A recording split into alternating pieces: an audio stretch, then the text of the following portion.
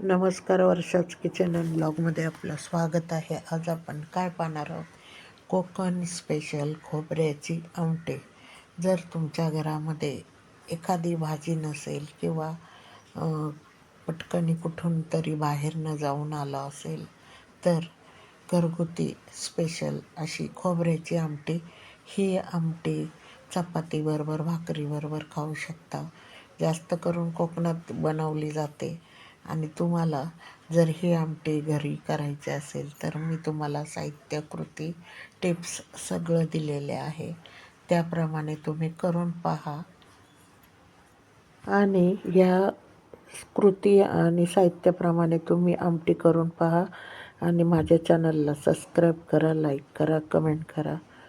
चला तर आता आपण पाहूया साहित्य, कृती.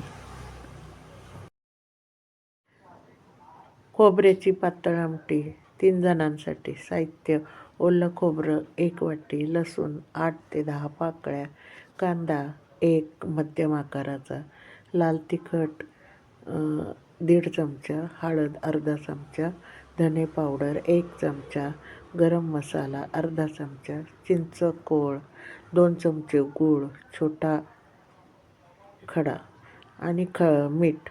फोडणीसाठी तेल, मोहरी, जिरं, हिंग आणि कढीपत्ता आणि 2 सुक्या मिरच्या. हे आहे खोबऱ्याच्या पातळ आमटीची साहित्य. तर आता आपण खोबऱ्याच्या आमटीची कृती पाहणार आहोत. तर 1 खोबरं, 5 लसूण, अर्धा कांदा, 4 चमचे पाणी वाटून घ्या. थोडंसं पाणी घालून वाटून घ्या.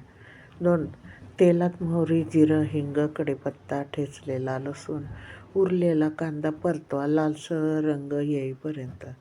नंबर 3 हळद, तिखट, धने पावडर, गरम मसाला 30 सेकंद परता.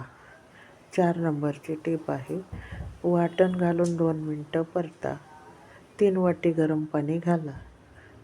5 नंबर चिंच, गूळ, मीठ घालून 5 ते 7 मिनटं उकळा. कोथिंबीर घाला आणि मस्त छानपैकी वास खमंग येतो.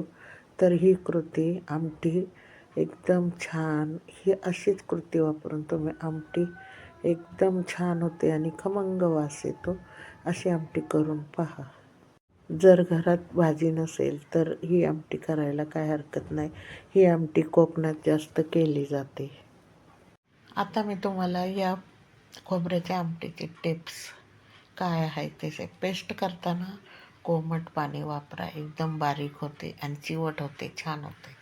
2 नंबरची टिप आहे, आमटी पातळ ठेवा, घट्ट करू नका, त्यामुळे चांगली लागत नाही.